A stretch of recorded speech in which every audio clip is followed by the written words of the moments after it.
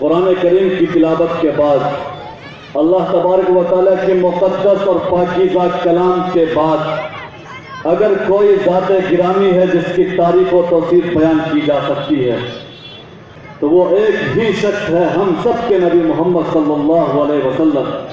جب آپ صلی اللہ علیہ وسلم کا نام لیا جائے تو درود پڑھنا چاہیے۔ ایک مجلس میں کم سے کم ایک بار درود کا پڑھنا واجب ہوتا ہے، اور سب سے چھوٹا درود کیا ہے؟ صلی اللہ علیہ وسلم۔ اس لیے آپ لوگ بولیں صلی اللہ علیہ وسلم۔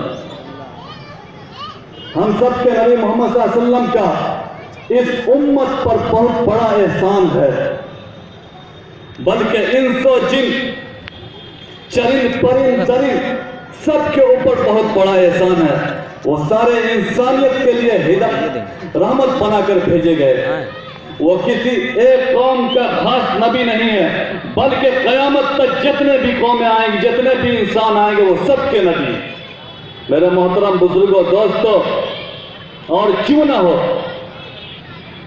وہ ایسی شخصیت ہے جس کے اوپر اللہ تبارک و تعالیٰ نے قرآن کریم جیسی پاکیزہ اور مقدس کتاب کو نازل فرمایا۔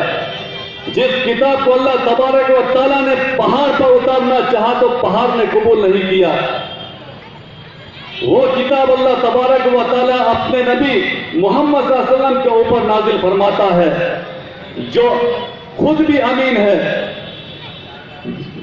جو قرآن کریم کو اتارنے والا ہے وہ بھی امین، جس جگہ قرآن کریم کو اتارا گیا وہ بھی امین۔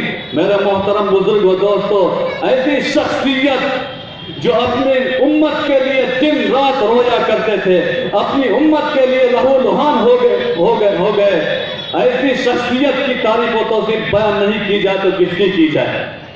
اللہ تبارک و تعالیٰ کے بعد اگر کوئی شخصیت ہے تو وہ ہمارے نبی محمد صلی اللہ علیہ وسلم ہے۔